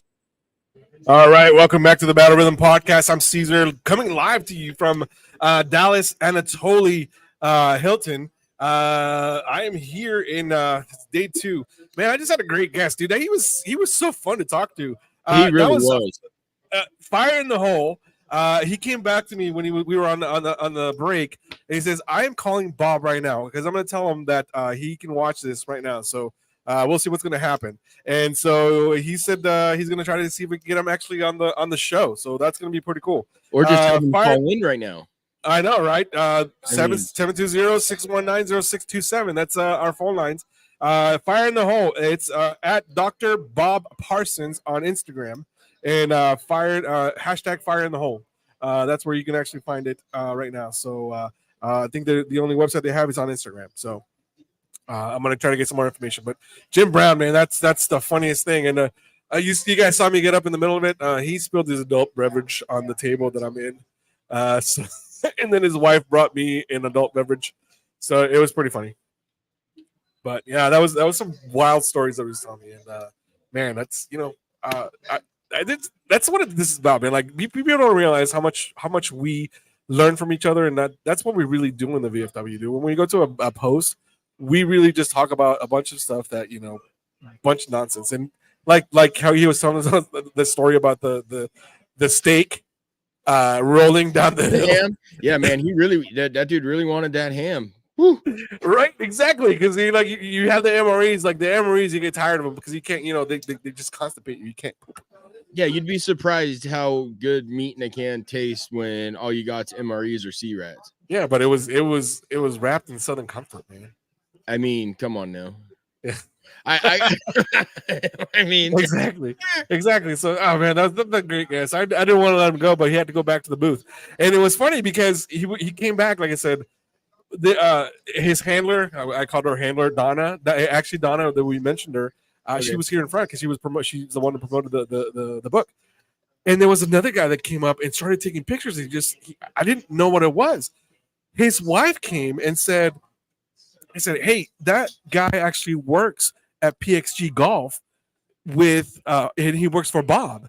And he was taking pictures, and he told Bob, he's telling Bob that he was going to call in and do this. I was like, what is going on right now? He's like, yeah, he's just here because he's also a vet. So he's here for the convention and didn't know anything about it. So I was like, what in the heck is going on? And so we're getting some good feedback here. And he was sitting there. He came out, took pictures. He was there. They did the entire thing, taking pictures and everything. It was like, I felt like I was in a fishbowl. I'm not gonna lie to you, because so many people are actually just walking up and then like looking around. What are you doing? Why has he got a microphone just talking, by himself and into the air? What is going on right now? So yeah, I'm blown away right now. It's crazy. No, It that's is awesome. crazy. That was good. Good to hear stories like that. That people can read that book and be like, oh, hey man, I heard that guy in real life talking about it. Yeah. Yeah, and the crazy thing is that I know his post commander. I know him because I always kid with him because his post commander, his name is Tim Qualls, and he's a pretty short guy, right? And I was like, hey, dude, you gonna talk to me? You're gonna stand up when you talk to me, right? So I always do the vertically challenged stuff. But oddly enough, okay, so Tim Qualls was he's Air Force. He was a boom operator on RC 135, I think, or RG 135. Okay, I can't remember. But anyway, one of my post members, Tom Unofficer, he was also a boom operator, and they didn't know they knew one another until they started talking. They're like, "Oh yeah, I was there at the same time you were there," and so they were friends. I've Come ran to into find that out, a few times. right? So one of my coworkers, Brad, he works with me. And I didn't put two and two together. I'm like, oh, Tim and Tom are both boom operators. Well, Brad is also boom operator for the same platform. And I walked into Brad's office. I had a question for him for work. And I was like, hey, wait a minute. Are you a boom operator? Do you know Tom Unofficer? He's like, yeah, I know Tom. I was like, oh my God. For 3 years, I've worked with Brad and never even thought about it. And so I was like, hold on a minute. So I called Tom that morning. I was like, do you know Brad? You know this name, Brad? He's like, yeah, I know Brad. I was like, my God, he's sitting right next to me. You want to talk to him? He's like, yeah, let me talk to him. He's like, you dirty old man. So just to find out, it's a small world. Yeah. Small world. And even smaller because 3 boom operators on the same platform on the same time. It's weird, but when I asked Tim about if he knew Brad, he says the name sounds familiar, but I don't know him. I was like, well, okay, well, he probably doesn't know. I haven't asked Brad yet if he knows Tim yet. So, but he knows Tom. So it's weird. It blows my mind just how small it is, But yeah, I'm actually excited about reading Fire in the Hole. I don't normally read, but I read things that I find interesting. Yeah, same here. So I don't have a passion for reading, but I'll read something that, like, if I know somebody or has done something, like, I'll read it. That's pretty cool. So hey, phone lines are open 720-619-0627. Call us and talk to us and see what's going on. We have any other people out in TikTok? Hey, thanks for watching. I know there's a couple of people watching out in YouTube and Facebook. So thank you for tuning in. We're still here at the Dallas Anatoly at the 104th State Convention for the VFW. I'm supposed to have some guests, but I asked the handler. They're like, we lost her. So I was like, well, that's great. Then he came by. He's like, hey, I'm going to go up to my room and decompress for a little while. I was like, okay, well, as soon as I'm done, I'm going to go out there and decompress with you. So I'm just waiting for the time to be over and everything. So, but there's a lot of people coming up here and just asking questions like, what are you doing? And the worst part is I'm literally there. They see me talking on the mic and I'm talking to you and they'll still ask. I'm like, what are you doing? Awkward, right? Like, you hear me talking and I'm having a conversation, yet you still ask me the question. It's awkward. I'm like, I don't know how to tell you, but maybe I should have put like an on air. maybe, right? I'm gonna put like on air. Are you gonna be able to get Eddie Terry up here? So Eddie Terry, actually, he was the handler. He was the one that actually came up and said, "I am going up to my room." No, Eddie Terry will not be joining us today. Okay. He's busy. Okay, let me tell you, he's busy because he's campaigning, right? So this is like the last minute thing that he's got to do. Campaign. So I'm just lucky enough that I have him like on direct where I can actually be like, hey, I need this. He's like, okay, gotcha. All right, I need this, and no problem. But I don't abuse the fact that I have it. The only time I texted him this morning was like, hey, I'm here. He said, okay. He set up and everything. I'll be by later. I was like, no problem. And I left it at that, and that was it. Because I know how busy he is. Like yesterday, they came up to the table 3 times, and him and Lynn Toomer came up to the table. They're like, "Hey, this is the junior vice commander for the current vice commander for the national," and they're like, oh, "Okay, well, she can come on." And they're like, "Yeah, well," and then we waited for like 2 hours and never came back. So, which is fine, and I'm not bitter about it. Nah, you can't be. Nope, I'm just gonna let it go. But hey, you know, there's vets walking around right there. Oh yeah, so just be like, "Hey man, you guys want to come share a story?" Yeah, well, that's literally what happened when I told you this morning in the pregame before we started. I'm gonna go talk to him because I actually wanted to talk to him yesterday, but there was too many people around, and I didn't get a chance to. So today I was like, you know what? I have time, and it was right before they started the show. I said, "Hey, I'm gonna come by and get you so we can actually come over and talk about it." And I didn't realize how funny he was, and just like the stories he was telling. He's like, "Can I say that on the air, you son of a bitch?" I was like, "Oh my god!" Well, there went my my sponsorship for anything at this point in time. All right. Hey, anyway, this segment is actually brought to you by LT Defense. You guys got to check out their inventory. They're crazy. She's always big on TikTok. I see her all the time on TikTok, and she's always putting stuff out, and she's always putting her merchandise up there. So guys, make sure you check it out. LT Defense. They do a lot of different classes as well. So it's pretty cool. You want to do an active shooter class, they're actually teaching it. So they're right now they're in Texas and Arizona. And I saw a TikTok from her the other day that she asked her partner in her business partner how many likes on TikTok to open a store in Florida. So maybe soon be coming in Florida. So you never know. Even better. Right on. Right? Yeah, they're just growing. It's just they have to get out there and grow. So it's cool. But I'm blown away at just how much we've grown. Not only here, but people are asking me right now, like, where are you at? Well, I'm sitting at a table, but but they want to say, where are you streaming at? Or like, where can I catch you at? And it's on YouTube and Facebook and also TikTok and a few others. So Twitch. I don't think we put LinkedIn this time, did we? I don't think we did. I don't know. You made the destinations. Well, where to go to actually double check the destinations there, guy. Tell you how to do your job too. God, hey, no. I've seen the destinations, and you only got 7 up there. I miscounted. I thought there was 8, and we can only have 8 destinations. So yeah. I think I didn't add LinkedIn specifically because that was Joel's, and it's on his, so I didn't actually add it on. I think because I didn't. Anyway, sometimes I feel like LinkedIn is not really for that. I don't know. I may be wrong. Yeah, who knows? Yeah, but it's cool. Phone lines are open. Do we have anybody on TikTok actually commented at all today? Or no, it actually shut the TikTok down because there wasn't the followers had gone away and it was just me in there. And okay, they were gonna kick me. I had a warning come up anyway. Oh, okay.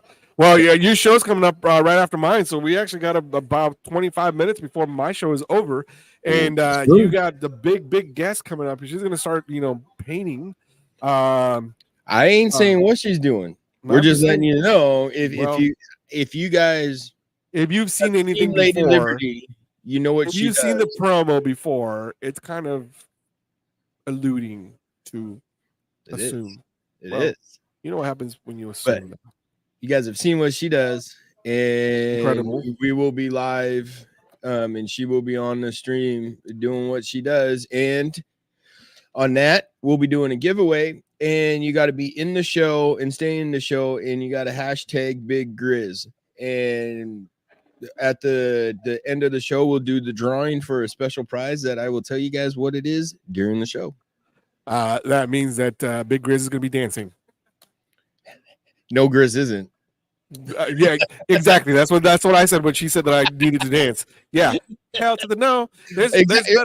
There's not enough liquid courage. No, not at all to do that. And this is the one that they brought me. They're like, oh, because he spilled it. He's like, hey, bring me 2. I was like, what is going Oh man, I love the old timers, man. I love listening to their stories. We're going to hell. They're so old timers are just awesome, and they don't care. 10 years, it'll be us. They don't care. It's funny. Well, actually, I had a buddy of mine. Now. Huh? The old timers. I kind of think we're old timers right now. Well, no, I think we're at the we have old timers, right? We discussed this yesterday. We have old timers, but we're not old timers in training. Yes, we're Cubs. We're Cubs. We're the Cubs. In 10 years, we'll be that guy. Yeah, we'll be the alphas in a few in a little while. Because right now it's the Desert Storm guys, whether they're the alphas. Yeah. Oh man. All right, I had a thought right now, and I just and it went bye. And it went by because like you distracted me. God. Oh my god. Don't blame me. Yeah. This is going nowhere. This show has gone to the dumpsters. Redneck Riviera. Yeah. That's where it was. I was thinking about it. I talked to Scott this morning when I came in. Remember I told you I was going to pregame. And he said that they actually sent out the link to the show to John Rich and his other people. And so he might have watched it. He may be watching right now. Man, I don't know. You can go find that guy and be like, hey man, let John know if he ain't busy to call and let's see if we can get him on here to talk to him. Look, man, I am not gonna ruin a possible good thing because I don't, that's not how I work.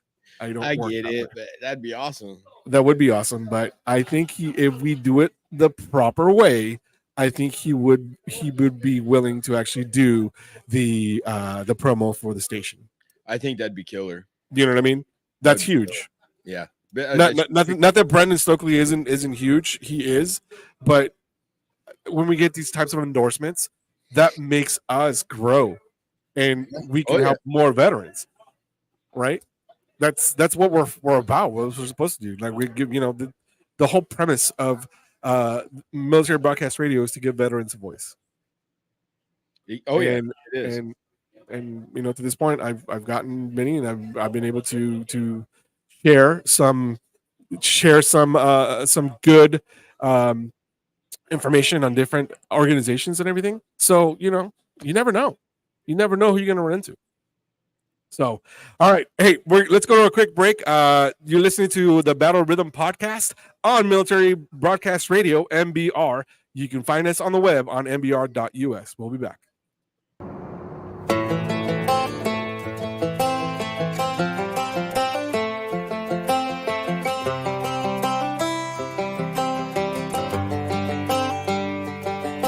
It's the guts and it's the glory.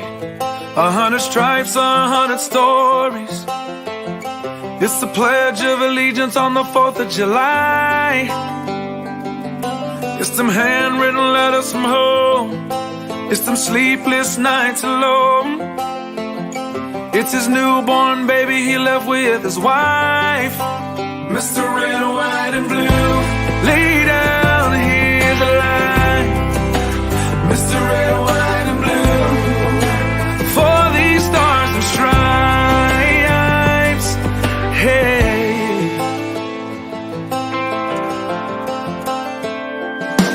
from the fields of Indiana to the swamps of Louisiana, to the golden coast of California, Uncle Sam's the only family he's got. His purple heartbeat won't stop, and his 18th birthday was the day he was born. Mr. Red, White, and Blue, lay down, hear the light. Mr. Red, White, and Blue, for these stars and stripes. Mr. Red, White, and Blue, stand on the front line. Mr. Red, White, and Blue, pay the ultimate price. Oh.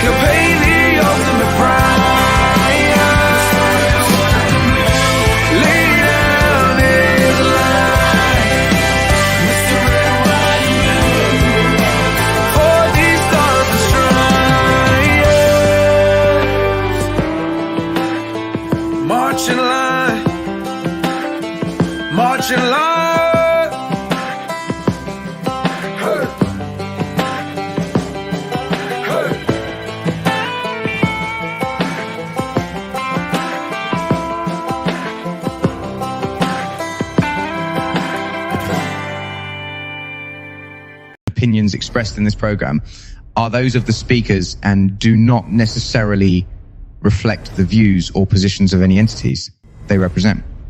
Find us on the web. Interview of the week sponsored by LTD Tactical.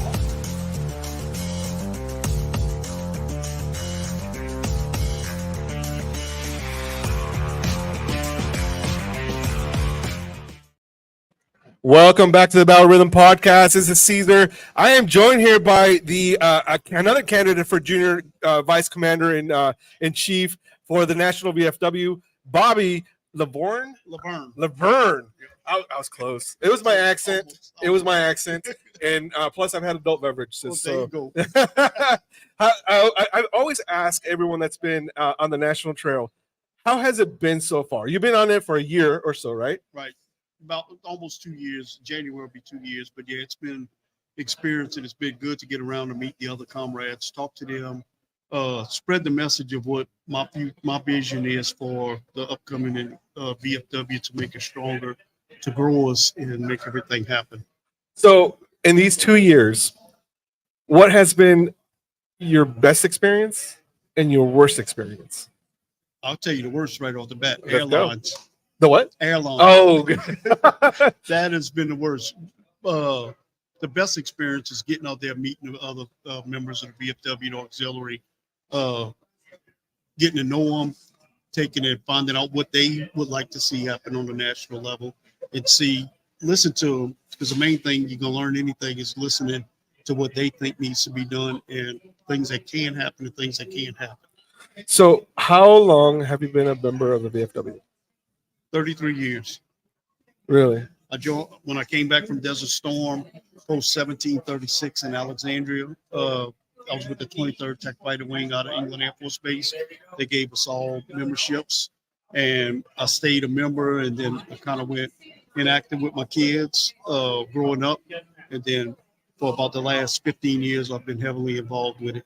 So you're Air Force? Air Force. You're Air Retired Force. Air Force. Okay. So just about everybody that I've met here has come either Marine or Army. So it's good to see you. Okay, I'm gonna keep it PG, and we always kid with everybody like chair fours and all that stuff. So it's good to see other branches, try to be like everybody else. Hey, don't be mad. I had an ASVAB score. My recruiter told me I was good. Okay, I was a recruiter. So you're the one that lied to me. All right, no, but we always kid, and we kid amongst one another. Right. But when it comes down to it, we don't allow anybody else to do that. And it's just it's a friendly type of thing that we always do, and people don't realize that, don't think that, right? The main thing you got to remember, no matter what branch or what conflict you was in, every one of us put a pair of dog tags around our neck. Exactly. That makes us brothers. We're on your boot. But it makes you brothers. Yeah. So you always have that camaraderie, and no matter if I don't see you for a year and I see you next year, we'll pick up right back up. Exactly. And that's a brotherhood and sisterhood that we as military members have. And that's what we need to do. What's the biggest memory or the nicest thing that the VFW, that you've taken from the VFW? Meaning that a feel-good moment. I'm going to tell you, I was state commander for Louisiana in 2020, 2021, the year of COVID. Oh. For us to take and do what we did during that time and continue to work, we didn't make the national membership, but when you come out 99.2% on the national level during COVID, when everybody was locked down, I take pride in what we did as COVID commanders, just like Dick Shaba from Texas. He was my classmate in there, but we took and had to do things that no other commanders in the history of the VFW had to do. Right. And for us to take and maintain that, I finished my years at 104.1%. Wow. And it's because I influenced the membership and, gave them reasons to take and go out and do buddy checks. Buddy checks was the biggest thing that helped us. Well, I had a commander save an 80-year-old veteran from putting a gun in his mouth. Wow. By doing a buddy check. And that's things that you take back and you can't never do away with. You got to take and continue to do that. That's one thing that I remember. Like, I still check on some of my soldiers that I have, and I'll never admit this, and I'm telling you that now. I'll never admit this. my my son, I named him Christopher, and there were two Christophers in my unit. One was a chief warrant officer, and the other one was my soldier. And I'll never admit to him which one I named him after. Right. But he's like, "You named him after me." I was like, "Sure, no," you know what I mean. But you're right. I check on him all the time, and it's that thing that we do because we were so close to one another. There was only 26 of us that went, so you gain those relationships, those trusts, and you're right. We pick up right where we left off, and we tell them like, "Oh, you were an E2 when you came in, and you got out as an E5 or whatever. You're still a private to me." I'll always tell them that.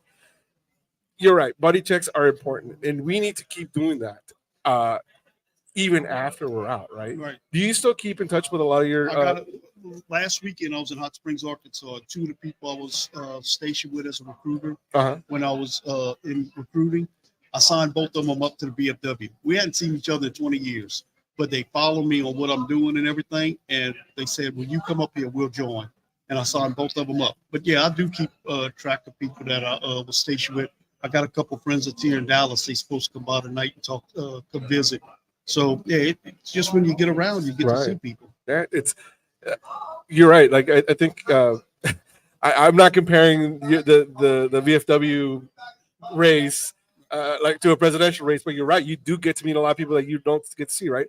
What is one of the biggest things that you've heard from Post or from the grassroots that's going on with the VFW, not the VFW, but even as a veteran issue that they need to? The main thing is it's all everybody here. How do we get the younger veterans involved? My generation. Any up from Afghanistan on up, right. The younger veterans involved. And like I tell them, if we don't get family involved, I'm pushing 3 Fs, all right, on my campaign. Fight for veterans. We got to take and get these people in Capitol Hill and Washington to take and get the stuff we want done. Family involvement. If you don't get the families involved, you're not going to get the younger ones involved. Then you got to have fun while doing the work of the VFW, because if you don't, it feels like a job. Right. You got to take and get, once you put all 3 of them together, there's no telling where the VFW will stop. Right. And we need to work that as one. And one person can't do it, but us together can do it. And I've been driving that all weekend because I was here yesterday, and I kept saying that strength in numbers and unity, right? That's what's going to get us. And again, and I want to make sure that people know that even though I'm a member of the VFW, I joined the organization because of the camaraderie and the different things. But the VFW doesn't just work for the VFW. We do the work for veteran community. Just because it's one organization, that doesn't mean that we're not doing it for everybody else. Let me give you an example. In Louisiana, we got 2 Senate bills, just like they got in Capitol in Washington, D.C., the GUARD Act and the PLUS Act. Right. I have been in Baton Rouge, Louisiana, testifying in front of the Judiciary Committee and everybody else, sitting side by side with the American Legion, the Purple Heart, the DAV, all of us sitting together, all wearing our covers to let them know there's strength in numbers. Right. And we have to do this on a national level to get these people to take and do what we want done, because otherwise it's not going to work. Correct. And that's what we're trying to drive. And our audience is out there. There's a lot of different people. Again, I am not driving the VFW. I am a member of it, but you need to get involved yourselves in different organizations. The DAV, the American Legion is out there. Also the Military Purple Heart. There's also the new, I think there's a new one, the Iraq Afghanistan Veterans Association, I believe it's out there. And then there's a new Native American Veterans Association. I did not know that. Yep, it just Joy Strickland just started that organization. So it's something brand new within the last year. Wow. Okay, so there it is. We'll have some information on that here later on. But Commander, what is it that you're looking forward to after this race is over? I look forward to working for the members of the VFW, because I hope the VFW membership sees that I am the best person for the position, and serving my 3 years through the chair, my year as designee, my 3 years as through the chairs, and working and continue to do what we're doing. And that's fight for veterans, family involvement, and fun. I was hoping you'd say rest, but you can't rest. Right, exactly. But we were talking about yesterday because I was kind of letting my producer know. His name is Grizz. I was letting him know he didn't realize how much time, effort, and money is spent in this. Yeah. And you've been a state commander, Yep. right? And that starts at the junior level. This is where you start. It starts right. Right. It's a 5-year commitment on the state side, right? Well, for us, you started junior vice and then senior in Louisiana, junior vice, senior vice, and commander. So it's not but Right. the minute I got out of being commander, I became national council member. So it's Right. been nonstop ever since then. Right. So you don't have to divulge numbers or not, but and I just want to do one thing with Grizz because he doesn't understand. He doesn't know. Oh, what the heck? I sure don't. I didn't know it took this much time and energy into something like this. Right. And Commander, how much?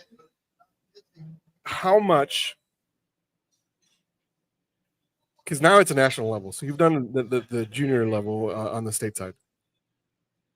About what ballpark have you spent of your money? Like, are we talking about 100 plus? Oh no. And I know what they spend in the Texas level to run for junior vice commander. They spend more than I have spent on running for national office. But I have a lot of the Department of Louisiana gave us some money. We had some big donors that come through VFW Pros. We have a couple of fundraisers going, but we're a little bit over 25,000 right now. And it's smaller state. Louisiana. Yeah. Louisiana. When I ran for junior vice commander, I was the only one running. Right. So I didn't have to go out and campaign the way they do here in Texas. But on the national level, we have 5 of us in the race right now that's running for the same position I'm running for. So, like I said, we got 14 states in the Southern Conference. I visited 10 so far. We got, during this month of June, my campaign committee will hit another 10 states.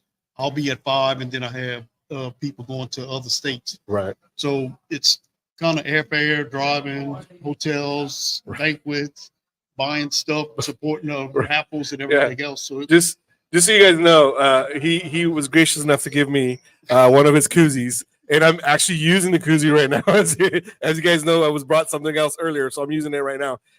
And again, this is time and money, spent, and I hate to say this, but it's not always a guarantee because it's a 2-year race, right? You can actually start campaigning 4 years out. A lot of the departments don't take and start entertaining visitors for this race until 2 years out.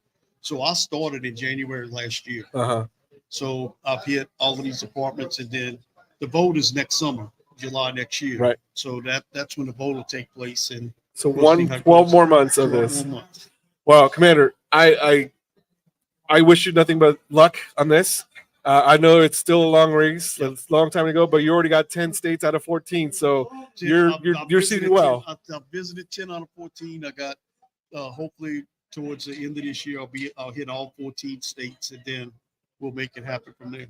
I will see you at the national convention. I'll be there. So I will be taking some. We won't be live on there, but I will be taking video, and I'm going to remind you of something. What's that? I don't know. What you need to remind everybody at the national convention, it's going to be the 2nd annual cornhole tournament, VFW National Championship Cornhole Tournament. There you go. If you take part and you win the Monday night tournament, you qualify for the USA Forces World's Doubles Tournament. Hey, are you big on cornhole, Grizz? I've played it. Yeah. And I like it. And it's fun. Am I good? I'm not going to say I'm great, but you put horseshoes in front of me. Let's go. I mean, I'm willing to throw anything into a hole and try and get it in there. I'll throw you in a hole. I'm sure you won't, but that's okay. Hey, also taking the people out there, veterans all around, go look at VFW.org for the combat gaming. That's right. We do have combat gaming. I forgot about that. Thing. It's something new that started this past January. It's shooting off. I think we're the number 2 gaming community on the internet right now. Wow. So get out and get involved. It was brought up to get the younger veterans involved. Yeah. Yep. So it's something to take part of. What do you think about a platform like this? I like this. A podcast and getting information out. It's great. I don't know if anybody else from other states, which I hope, are actually listening and seeing. I'm from another state. Because shut up, you're not even involved right now. If you want to be involved, you need to join the VFW there, guy. I'm a part of VFW there, guy. I have been for 15 plus years. Okay, well, get involved. You're a junior commander. But I was saying, you're right. Having the junior, not the junior, but the different generations come out and doing these other things. But this type of platform that we're using, it's reaching others because the newer generation are stuck to this on their phones. Exactly right. And if we're able to do a little thing with TikTok or whatnot, you're going to be seeing on a national level a marketing department develop, and part of the marketing department is going to be having ads pop up on your phone. That's part of from the VFW. From the VFW on a national level, that's something they've working out to try to get done. But Rob Couture, who is head of public affairs out of our DC office, Randy Law, all of them are working together to try to get this done. That's amazing. So there's changes on the horizon, and you'll see big changes with the VFW. Well, Commander, I want to thank you for taking the time to talk to me for the last 15 minutes. This is awesome. I hope that this helps your campaign. I really do wish you luck on this because it's a long race. 2 years, it's a long time. Thank you so much. I will see you at the National Convention. You're listening to Military Broadcast Radio. This is Caesar with the Battle Rhythm Podcast. We are out of time for today, and we will be back next Friday. We'll be back on our regular home studio at our regular time, so make sure you tune in. And also stay tuned because Big Grizz has a big show coming up right now, and he is nodding at me saying that he needs to go. So, everybody, this is Caesar with the Battle Rhythm Podcast on Military Broadcast Radio. Giving veterans a voice. That's the show for today, everyone. Thanks for listening. We'll be back next week with an all-new show. And remember, you can listen to us again and again.